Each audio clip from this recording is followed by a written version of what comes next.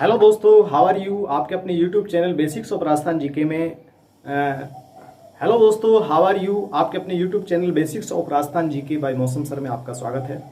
दोस्तों, last video के हिसाब से आप लोगों ने नक्शे का बेहतरीन नॉलेज लिया होगा, ऐसी उम्मीद ऐसी अपेक्षा मैं आपसे रखता हूं। दोस्तों, उसी बिहाफ पर, नक्शे के बिहाफ पर आज मैं एक नया चैप्टर आप लोगों के लिए लेके आया हूं। नया चैप्टर है राजस्थान के विभिन्न क्षेत्रों के भौगोलिक उपनाम, कहां और क्यों। दोस्तों, ये चैप्टर आप लोगों ने विभिन्न नोट्स और बुक्स के माध्यम से पढ़ा होगा। दोस्तों, इस चैप्टर में ये आज हम देखने जा रहे हैं कि विभिन्न भौगोलिक उपनामों में कौन कौन से जिले आते हैं और क्यों आते हैं। क्यों को हमने ज्यादा फोकस यहाँ किया है इस चैप्टर में कि भाई विभिन्न भौगोलिक क्षेत्रों में जो जिले आते हैं वो क्यों आते हैं, वही जिले क्यों आते हैं। इसी क्रम में दोस्तों, सबसे पहले मैं आपसे पहले क्वेश्चन के बारे में बात करना चाहूंगा। पहला क्वेश्चन है, राजस्थान का कौन सा क्षेत्र थार का नखलिस्तान कहलाता है। क्वेश्चन में वापस रिपीट करता हूं दोस्तों, राजस्थान का कौन सा क्षेत्र थार का नखलिस्तान कहलाता है। दोस्तों, ये क्वेश्चन एलडीसी एग्जाम 2016 में पूछा गया। सबसे पहले इस क्वेश्चन को सोल्व करने से पहले मैं आपको बताना चाहूंगा नखलिस्तान शब्द के बारे में। देखो, नखलिस्तान की अगर बात की जाए, जनरली मरुस्थलीय क्षेत्र में स्थित वह भूभाग जहां जल की पर्याप्तता हो और जल की पर्याप्तता के कारण वहां हरी भरी वनस्पतियां, पेड़ पौधे पाए जाते हो, वो क्षेत्र कहलाता है नखलिस्तान। दोस्तों, ऑप्शनों में अगर मैं सबसे पहला ऑप्शन आपसे बात करता हूं, सबसे पहला ऑप्शन है थली प्रदेश। देखो, थली प्रदेश की अगर बात की जाए, हम जानते हैं पश्चिम राजस्थान में रेत के बहुत सारे क्या पाए जाते हैं, टीले पाए जाते हैं, बालू का स्तूप पाए जाते हैं। इन बालू का स्तूपों का एक प्रकार है बरखान बालू का स्तूप। कौन सा प्रकार है? बरखान बालू का स्तूप। बरखान बालू का स्तूप जो है, इसकी आकृति अर्धचंद्राकार होती है। इस अर्धचंद्राकार बरखान बालू का स्तूप के मध्य वायु की रगड़ से बना एक गर्त, और ये जो गर्त है, इस गर्त को बोलते हैं तल। तल से बना तली और तली से बना थली। थली प्रदेश, जहां ये इस अर्धचंद्राकार बरखान बालू के स्तूप पाए जाते हैं, वो क्षेत्र कहलाता है थली प्रदेश। और राजस्थान में बरखान या अर्धचंद्राकार बालू के स्तूप जो है वो चूरू, बीकानेर और दक्षिणी गंगानगर जिलों में पाए जाते हैं, इसलिए ये सेक्शन कहलाता है थली प्रदेश। दूसरा हम बात करते हैं नेहड़ क्षेत्र। दोस्तों, हम जानते हैं पश्चिम राजस्थान में एक नदी बहती है, लूनी नदी। कौन सी नदी? लूनी नदी जो है वो बाड़मेर जालोर से होती हुई अंत में कच्छ की खाड़ी में अपना जल ले जाती है। ये गुजरात में हम देखते हैं, ये जो क्षेत्र है ये है कच्छ के रण का दलदली क्षेत्र। इस कच्छ के रण का दलदली क्षेत्र जो है, इसका विस्तार राजस्थान के जालोर और बाड़मेर जिलों में है। तो लूनी नदी के अफवाह क्षेत्र में कच्छ के रण का दलदली क्षेत्र कहलाता है नेहड़ क्षेत्र।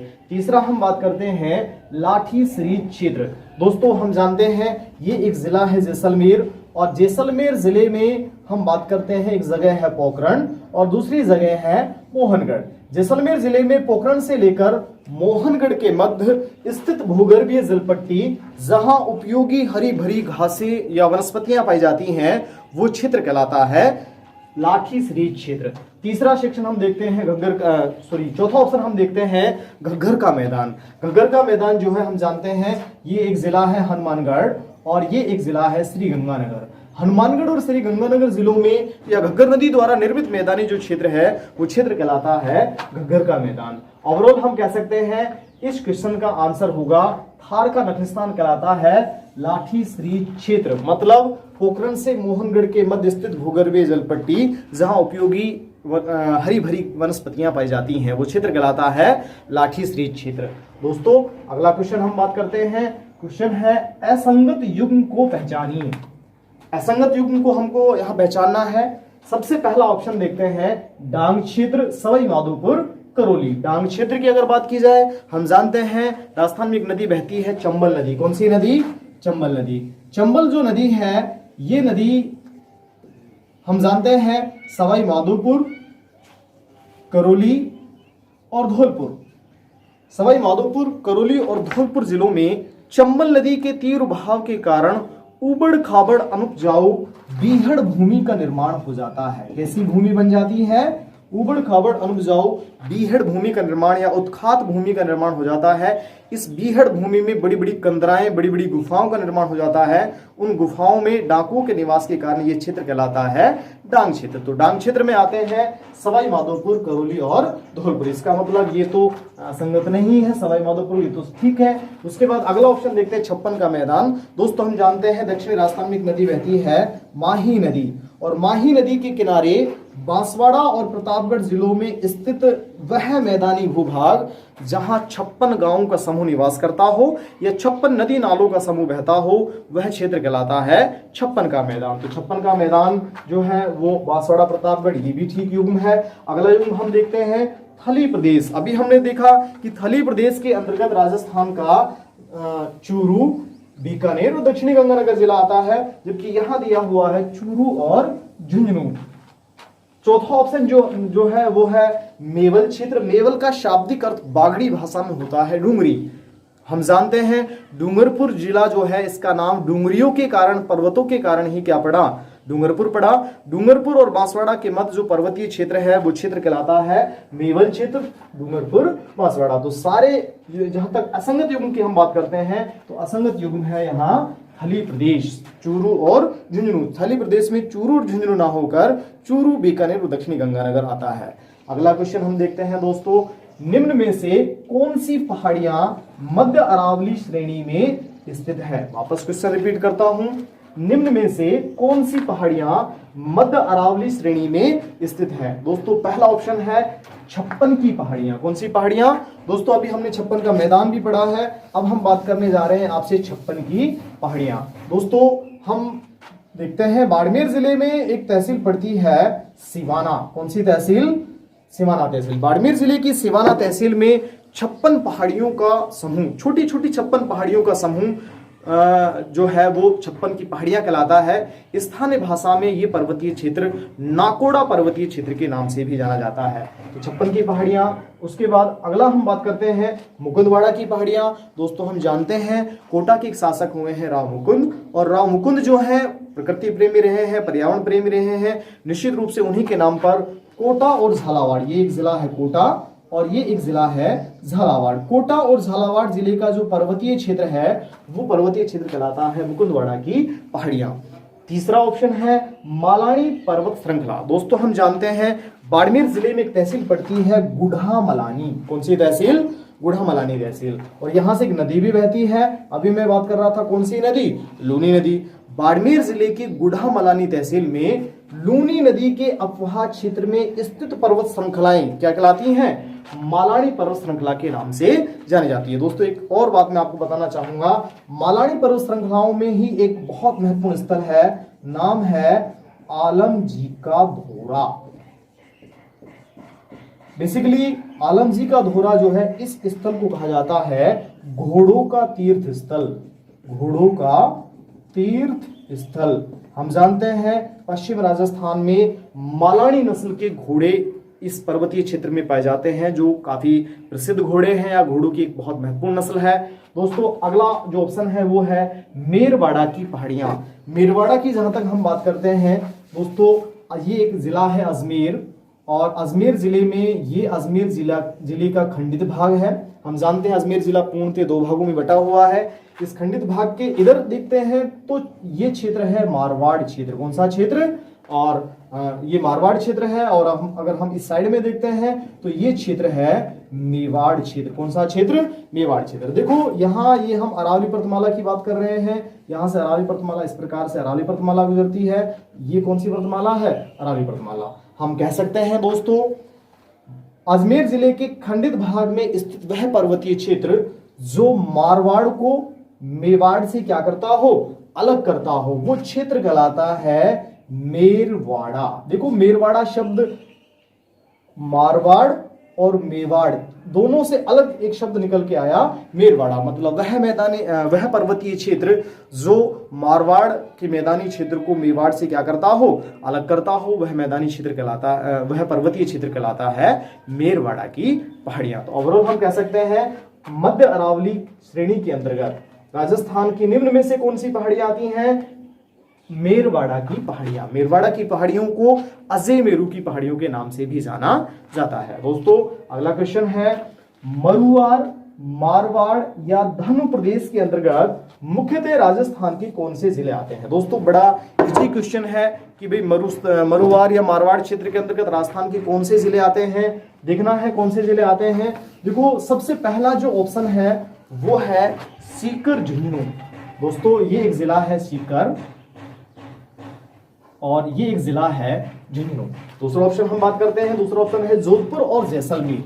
ये एक जिला है जोधपुर और ये एक जिला है जैसलमेर। तीसरे ऑप्शन की हम बात करते हैं आपसे, हनुमानगढ़ श्रीगंगानगर। ये एक जिला है हनुमानगढ़, ये एक जिला है श्रीगंगानगर और ये एक जिला है हनुमानगढ़। चौथे ऑप्शन की बात करते हैं झुंझुनू और चूरू। ये झुंझुनू है और इस जिले की हम बात करते हैं तो ये एक जिला है चूरू। ओवरऑल देखो दोस्तों यहां हमने बात की है मुख्यतः कौन से जिले मरुस्थलीय या मारवाड़ क्षेत्र के अंतर्गत आते हैं, तो यहां आंसर होगा हमारा जोधपुर और जैसलमेर। दोस्तों हम जानते हैं एक बहुत ही अहम शब्द यहां लिखा हुआ है धनु प्रदेश।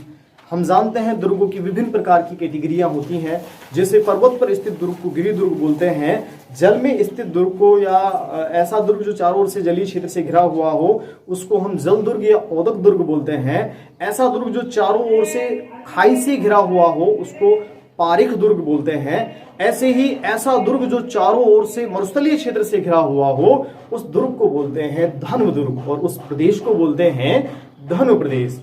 इसका सबसे बेहतरीन जो एग्जाम्पल है वो है जैसलमेर दुर्ग। दोस्तों आप जानते होंगे जैसलमेर दुर्ग के बारे में कहा जाता है घोड़ा लीजिए काठ का। वापस रिपीट करता हूं, घोड़ा लीजिए काठ का, पिंड कीजिए पाषाण, बख्तर लीजिए लोहे का, फिर देखो जैसाण। मतलब घोड़ा लीजिए काठ का मतलब लकड़ी का घोड़ा लो, पिंड कीजिए पाषाण पैर किसके लो, पत्थर के लो, बख्तर लीजिए लोहे का शरीर किसका लो, लोहे का, और फिर देखो किसको, जैसलमेर दुर्ग को। फिर हिम्मत करो जैसलमेर दुर्ग को देखने की। तो दोस्तों इसी क्रम में मैं अगले क्वेश्चन की आपसे बात करता हूं। क्वेश्चन नंबर 5 है, कुंभलगढ़ से लेकर गोगुंदा के मध्य स्थित पठार है। क्वेश्चन रिपीट करता हूं, कुंभलगढ़ से लेकर गोगुंदा के मध्य स्थित पठार है। ये क्वेश्चन रीट एग्जाम 2016 में पूछा गया। सबसे पहला ऑप्शन है मेसा का पठार। कौन सा पठार? मेसा का पठार। दोस्तों हम जानते हैं मेसा का पठार जो है चित्तौड़गढ़ जिले में दो नदियां हैं, एक नदी बहती है बेडच नदी और दूसरी नदी बहती है गंभीरी। बेडच और गंभीरी नदियों के संगम पर मेसा का पठार है और इस मेसा के पठार पर राजस्थान का सबसे बड़ा लिविंग फोर्ट चित्तौड़गढ़ दुर्ग स्थित है। दूसरा हम बात करते हैं उड़िया का पठार। दोस्तों उड़िया का पठार सिरोही जिले में स्थित है। राजस्थान का सबसे ऊंचा पठार है उड़िया का पठार, जिसकी ऊंचाई लगभग 1360 मीटर है। तीसरा हम बात करते हैं भोराट का पठार। दोस्तों हम जानते हैं कुंभलगढ़ पड़ता है राजसमंद में, कुंभलगढ़ से लेकर के गोगुंदा पड़ता है उदयपुर में। कुंभलगढ़ राजसमंद से लेकर के गोगुंदा उदयपुर के मध्य स्थित पठारी क्षेत्र कहलाता है भोराट का पठार। नंबर 4 हम बात करते हैं लसाड़िया का पठार। उदयपुर जिले में जैसमंद झील से लेकर के प्रतापगढ़ जिले तक विस्तृत पठारी क्षेत्र कहलाता है लसाड़िया का पठार। इट मीन्स हम कह सकते हैं कुंभलगढ़ से गोगुंदा के मध्य जो पठार स्थित है वो कौन सा पठार है? भोराट का पठार। अगला क्वेश्चन हम देखते हैं। ये क्वेश्चन कॉलेज लेक्चर एग्जाम 2014 में पूछा गया। क्वेश्चन है सिरोही जिले में तीव्र ढाल युक्त, सिरोही जिले में तीव्र ढाल युक्त कटी फटी पहाड़ियां जो है उन कटी फटी पहाड़ियों का स्थानीय नाम क्या है? सबसे पहले हम बात करते हैं, पहला ऑप्शन है भोमट। भोमट किसको बोलते हैं दोस्तों? इधर ध्यान दीजिएगा, ये एक जिला है उदयपुर, ये एक जिला है सिरोही और ये एक जिला है डूंगरपुर।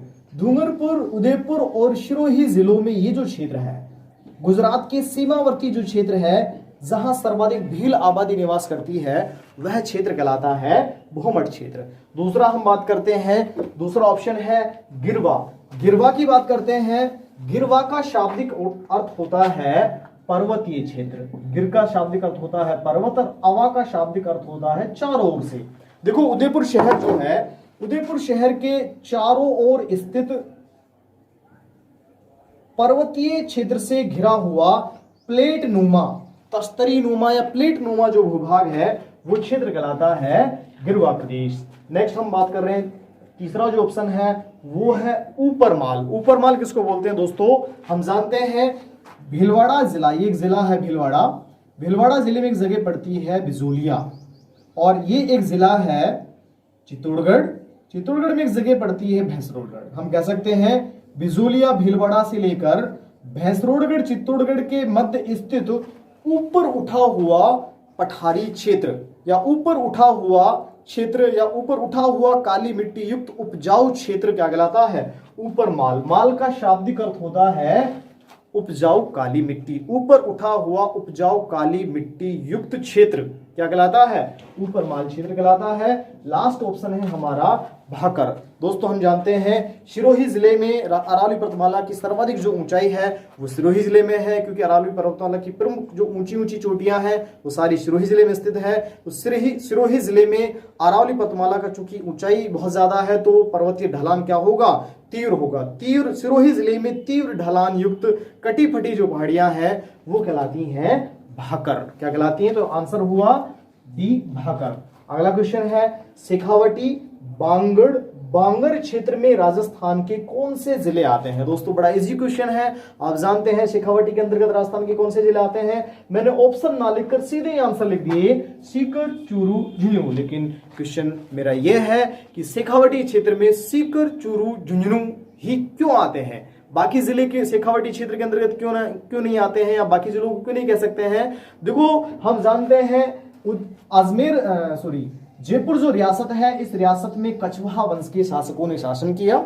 मूलतः प्रारंभिक तौर पर आमेर वाले भूभाग पर कछवाहों ने शासन किया, बाद में जयपुर नगर की स्थापना हुई। आमेर के जो कछवाहा है यहीं से एक शासक निकल के आए, राव शेखा। क्या नाम था? राव शेखा। तो आमेर के कछवाहा वंश के एक शासक राव शेखा ने वर्तमान सीकर, चूरू, झुंझुनू वाले इस भूभाग पर क्या किया? शासन किया। राव शेखा के शासन क्षेत्र होने के कारण इसका नाम पड़ा शेखावटी क्षेत्र। दो नाम और लिखे हुए हैं दोस्तों, बांगड़ या बांगर। बांगड़ या बांगर के नाम से भी इन्हीं जिलों को जाना जाता है। देखो हम जानते हैं वैदिक काल में यहाँ एक नदी बहती थी, सरस्वती नदी। कौन सी नदी? सरस्वती नदी। हम ये भी कहते हैं कि सरस्वती नदी के मार्ग में वर्तमान में घग्गर नदी बहती है, इसलिए घग्गर नदी को मृत नदी भी कहा जाता है। देखो सरस्वती नदी द्वारा बहाकर लाई गई मिट्टी से बना ये सारा क्षेत्र, सरस्वती नदी के द्वारा बहाकर लाई गई मिट्टी से निर्मित क्षेत्र है। चूंकि नदियों द्वारा बहाकर लाए गए प्राचीनतम जलोढ़ को कहा जाता है बांगड़। क्या कहा जाता है? नदियों द्वारा बहाकर लाए गए प्राचीनतम जलोढ़ को कहा जाता है बांगर, और नदियों द्वारा बहाकर लाई गई नवीनतम मिट्टी या नवीनतम जलोढ़ को कहा जाता है ज्योग्राफी की लैंग्वेज में खादर। चूंकि सरस्वती नदी के द्वारा बहाकर लाई गई मिट्टी है बहुत पुरानी हो चुकी है, तो हम कह सकते हैं नदियों द्वारा, सरस्वती नदी द्वारा बहाकर लाई गई प्राचीनतम जलोढ़ मिट्टी से निर्मित होने के कारण इस भूभाग का नाम पड़ा बांगर, और बांगर से बिगड़कर हो गया बांगड़। दोस्तों हम जानते हैं अगर यहाँ बांगड़ से हम ये बिंदी हटा देते हैं यहाँ से, तो फिर ये बन जाता है बागड़। बागड़ का तात्पर्य हम जानते हैं राजस्थान के वह जिले जहां बागड़ी बोली जाती है वो क्षेत्र कहलाता है बागड़ क्षेत्र। और बागड़ क्षेत्र के अंतर्गत राजस्थान के आते हैं कौन से जिले? डूंगरपुर और बांसवाड़ा जिले। तो इस प्रकार से हम कह सकते हैं शेखावटी क्षेत्र, सीकर, चूरू, झुंझुनू। अगला क्वेश्चन है हमारा सीवी मेदपाट मेवाड़ में राजस्थान के कौन से जिले आते हैं? बेसिकली हम जानते हैं महाजनपद काल 600 ईसा पूर्व से लेकर 322 ईसा पूर्व का काल महाजनपद काल के नाम से जाना जाता है। उसी संदर्भ में हम एक जनपद की बात करते हैं, शिवी जनपद। राजस्थान के उदयपुर और राजसमंद ये वाला जो भूभाग है, उदयपुर, राजसमंद, चित्तौड़गढ़, ये वाला भीलवाड़ा, ये जो वाला भूभाग है, इस भूभाग में शिवी या शैव मत को मानने वाले लोगों के निवास के कारण या शिवी जाति के लोगों के निवास के कारण ये भूभाग कहलाया शिवी जनपद। और शिवी जनपद की राजधानी हम पढ़ते हैं मध्यमिका या मध्यमिका थी। तो इन ऑप्शंस में हम देख सकते हैं सबसे पहला ऑप्शन है प्रतापगढ़, दूसरा ऑप्शन प्रतापगढ़ और बांसवाड़ा। प्रतापगढ़ और बांसवाड़ा को हम जानते हैं, बोलते हैं छप्पन का मैदान। यहाँ मोस्टली हम प्रतापगढ़ बांसवाड़ा वाले इस मैदानी भूभाग को हमने नाम दिया था छप्पन का मैदान। दूसरा है कोटा बूंदी। कोटा बूंदी को बोला जाता है हाड़ौती क्षेत्र। हाड़ा चौहान वंश का शासन क्षेत्र होने के कारण कोटा बूंदी बारा झालावाड़ वाला जो भूभाग है वो हाड़ौती क्षेत्र के नाम से जाना जाता है।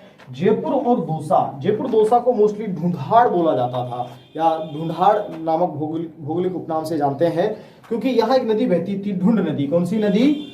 ढूंढ जो नदी है, इस नदी का अफवाह क्षेत्र जयपुर दौसा में ढूंढाड़ कहलाता है। और लास्ट है उदयपुर चित्तौड़गढ़। उदयपुर चित्तौड़गढ़ के बारे में अभी आपसे बात कर रहा था कि वर्तमान उदयपुर चित्तौड़गढ़ जिलों वाले भूभाग में शिवी जाति के लोगों के निवास के कारण जनपद काल में ये शिवी जनपद कहलाया। यहाँ रियासत काल की बात की जाए तो मेर या मेद जाति का निवास था। मेर या मेद जाति के निवास के कारण इस भूभाग का नाम पड़ा मेदपाट। और मेदपाट से बिगड़कर आगे चलकर हो गया मेवाड़।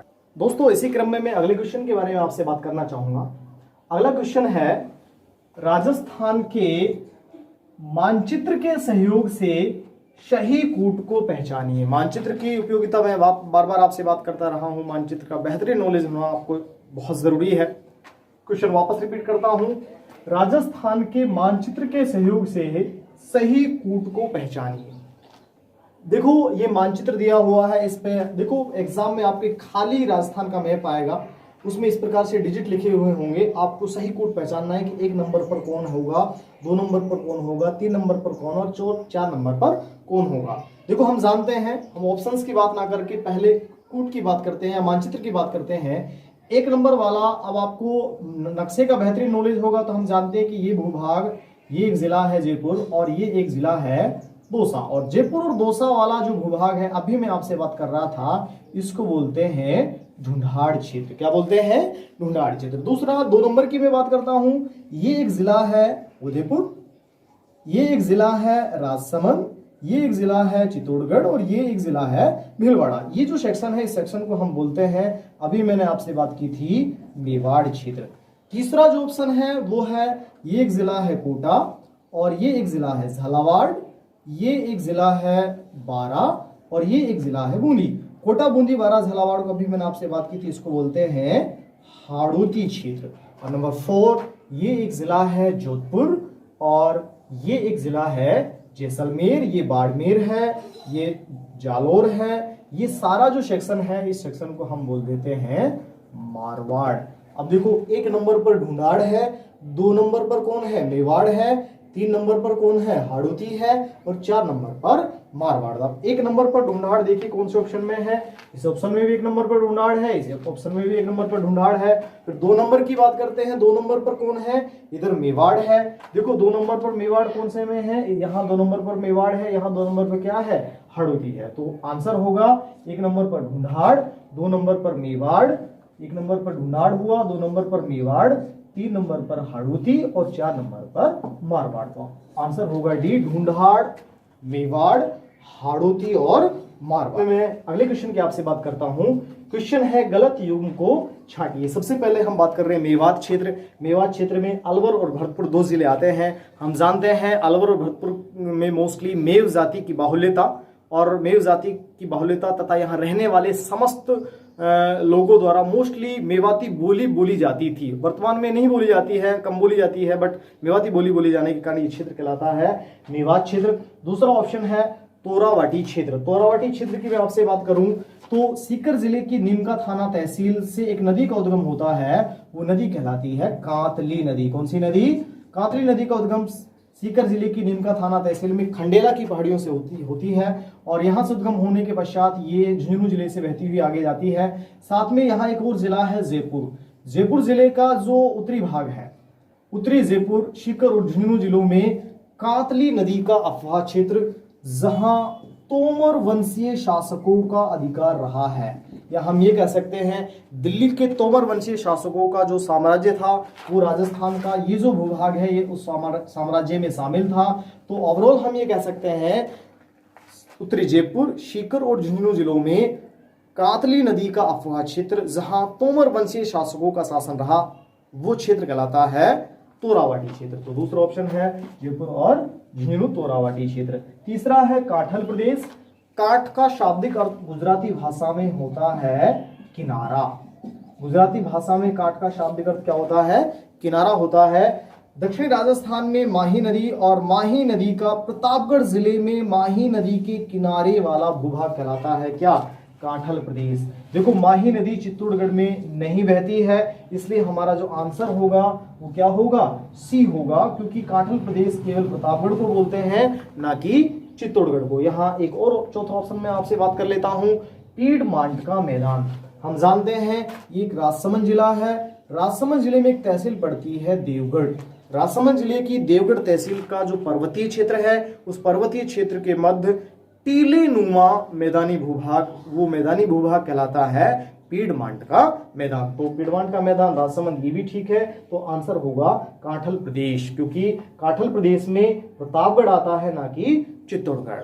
धन्यवाद दोस्तों, इसी प्रकार के लगभग 100 क्वेश्चन आपको मेरी book basics of Rajasthan GK के चैप्टर नंबर 2 में सोल्व करने के लिए मिलेंगे।